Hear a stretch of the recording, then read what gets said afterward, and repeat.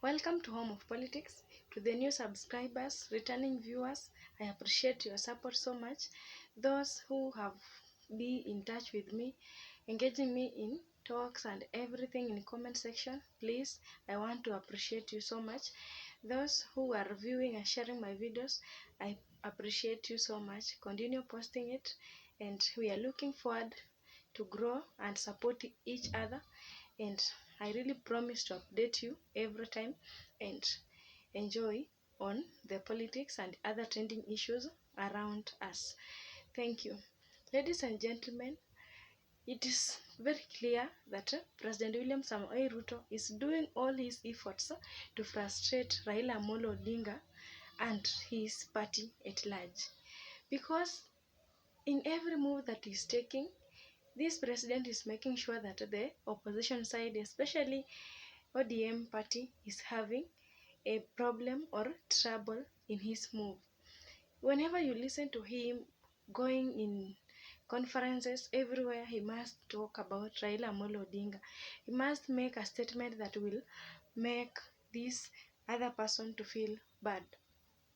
As if that one is not enough, President William Ruto's frustrations are now being brought to limelight through this interior PS called Raymond Omolo, and this is one of the leaders from Nyanza region, is a Luo, and according to how we are used to the history of Nyanza region, these leaders are normally supporting each other in terms of politics because they believe coming from one community means their unity. Although when you are in government or the other side, these people usually support each other even if they have different ideological ideas on terms of politics. These people are always together.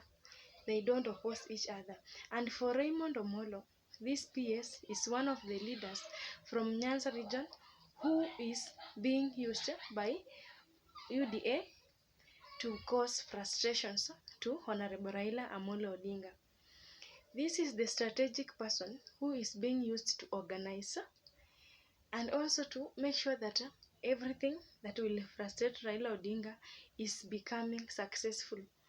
He is the leader who is being seen criticizing everything that is being done by Raila Odinga, and it is just fact because basing on the issue of expelling the 5 MPs from ODM, this was the leader who came out commenting on very painful manner, talking ill about his own kingpin from the Nyanza region. And through that expression of his own way to defend these MPs who had been expelled, it just shows that he is on fight with this Raila Amolo Odinga, and perhaps we are suspecting that he is becoming a leader who want to dominate the leadership of the Nyanza region or overwhelm everything from Nyanza leadership. And the first thing that has just revealed to us that President William Ruto is frustrating Raila Amolo Odinga, it is the act of having a meeting again today with the expelled MPs. And these people met, discussed things in length, but it was not correctly put or clearly explained what they were discussing. But these people were seen together. Just to remind you, the leaders who had been expelled before, we have Phelix, Odiwuor, Jalango, Caroli, Omondi. We have Tom Ojienda, we have Gideon, Ochanda, and lastly we have Elisha, Odhiambo. These are the leaders who had been expelled from ODM. They have been highly defended by Kenya Kwanza government, and to make that clear, today they had a meeting, discussed. Like, there is nothing wrong with them going every time to meet with President William Ruto. I think this is just to embarrass Raila Amolo Odinga, because the rules and the regulations that are being emphasized in ODM are being broken on broad daylight, and it is not long before we see this arrogance in these leaders. We see the other day the MP from Kajiado, that is that is MP Elisha Kanchori. This is the leader also from ODM. He grew horns very much to an extent that he was lecturing Raila Amolo Odinga in public, saying that he is ready to work with UDA. He is defeating and he's waiting for the letter of expulsion. Like, they are very cruel to the extent that they don't fear anymore what will come out, because they know that the government is on their side.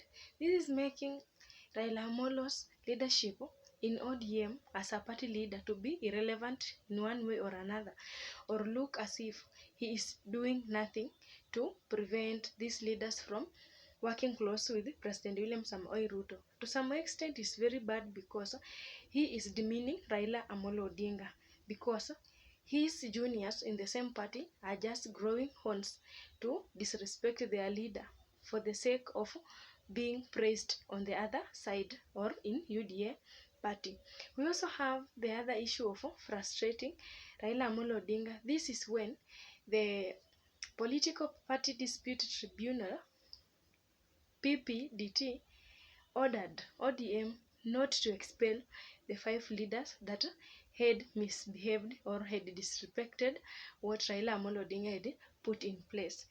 This was after Tom Ojienda, Gideon, Odhiambo, Phelix, Ojienda, like these leaders who had been expelled, went to court and filed a petition defending themselves on their moves or the steps which they had took to work with President William Ruto. But fortunately enough, the court acted in their favor and they were not allowed to be expelled. And to make the matters worse, the court has ordered again these people not to be delisted from ODM membership. Like, by force, by fire, these people should be the members of ODM until further notice. Though this decision of the court is not the final one, but according to how things are going, the court will act in favor of these MPs who were to be expelled. And up to that point, it means that Raila Amolo Odinga is powerless, because he is right now handled in hands with President William Ruto. Because whenever anything has been communicated from the president to the court, then the order is above everybody, and that one is the law. Now that the president is a lawmaker, then he is having that opportunity just to bound Raila Amolo Odinga. And to this extent, it's very bad, because the step that he's trying to make, or a move, it is being brought by an obstacle which is coming from the government. I'm sure right now the ODM party leader is very frustrated, and he has nothing to do because the court has given out the orders.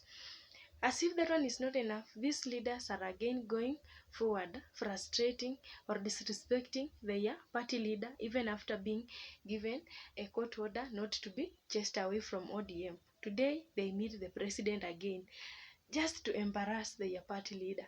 This is disrespect of the highest order, because as a party leader and as a honorable leader in Kenya, although in opposition, he has been disrespected and he deserves at least to be listened. And it is publicly and openly being shown that this government is making all the moves to frustrate Raila Amolo Odinga.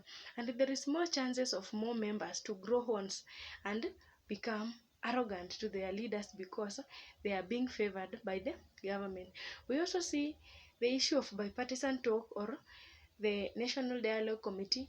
Today, it has complained so bitterly because they say they do not have funds to run the National Dialogue Committee, and this will affect them from realizing the targeted agenda or the end solution to the problem that is affecting Kenya as a nation. The government knew very well that they are going to secure that order of this National Dialogue Committee to be legal and give them a room or space to discuss and handle their agendas. But being given an okay to dialogue and to solve their problem is not enough until they are being supported with funds and other things that will facilitate their success. But up to this case, when this committee is complaining bitterly they are not given funds. Now they want the parliament through the speaker at least to organize and set aside funds to run this bipartisan talk. It is now becoming one of the methods to frustrate these talks. And these talks were being steered so much by Raila Amolo Odinga and not funding this bipartisan talk. It is just providing a harsh environment for this talk just to fail, and this will make them not to realize what they had intended to.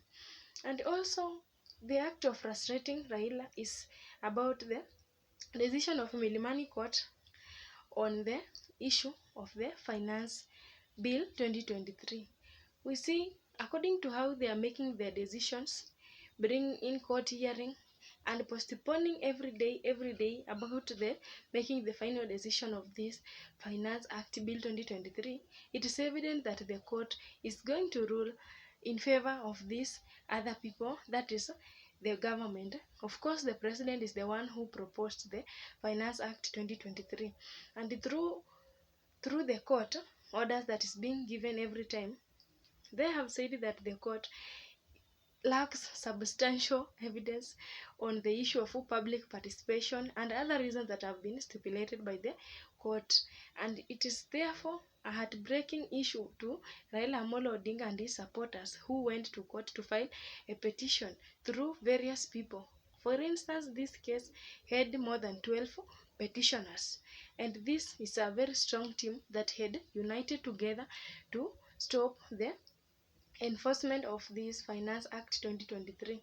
And for instance, as we are going forward, they are postponing and giving negative results in the side of the petitioners and favoring the UDA or Kenya Kwanza government.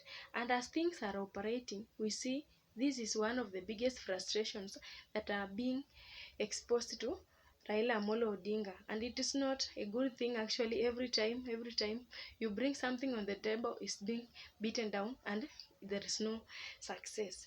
Ladies and gentlemen, according to how this government is working, it is working by all means to frustrate this leader, and it is only 1 year in the office and all these are happening. So we are waiting for more 4 years of wonders and things which will bring heartbreak to this opposition leader.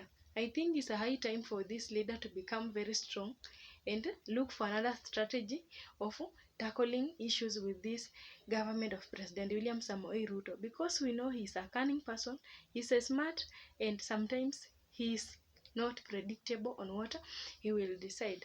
And on the issue of this government using Raymond Omolo, this PS, to frustrate Raila Amolo Odinga, it means that these frustrations are being facilitated and they are coming from the government. Through this PS, it is evident that he is working closely with these rebels from ODM party to frustrate the ODM party. And is it in favor of him becoming more famous than Raila Amolo Odinga, or what does he imply? Maybe on the other side, he is doing his work of working with the government. But why should he pick on the rebels alone who were chased away from ODM, not other leaders? Why? That one is a betrayal in one way or another, because these leaders, every day, every time they are dining with the government, yet they sleep in the opposition. So these are the people who are bringing frustrations directly to Raila Amolo Odinga, and it is a high time for him again to sit down and think what he can do. Does it mean that the issue of preventing these leaders from meeting with the president is the reason that is making Raila Amolo Odinga right now is quiet? Actually, is not talking so much about that issue. And today we also saw Mama Ida Odinga, the wife to Honorable Raila Amolo Odinga, in Migori, where they were together with this CS of transport.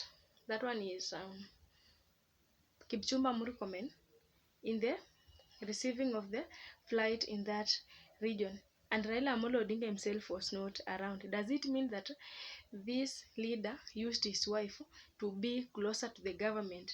This is maybe the reason why he is avoiding a lot of criticism, because the other day he was criticized so much when he was seen in that African Climate Summit near the president. And today, working close with this CS maybe could bring a lot of issues, and that is the reason why Raila Amolo Odinga himself did not show up in that event and send his wife Ida Odinga to show up on his behalf. And due to these frustrations, it is really bringing a lot of shame to this party. And I don't know what you are thinking about this, because it is evident that this government is frustrating ODM party and its party leader every day. What advice can you give to ODM party? Thank you so much for watching my video. Have a good day.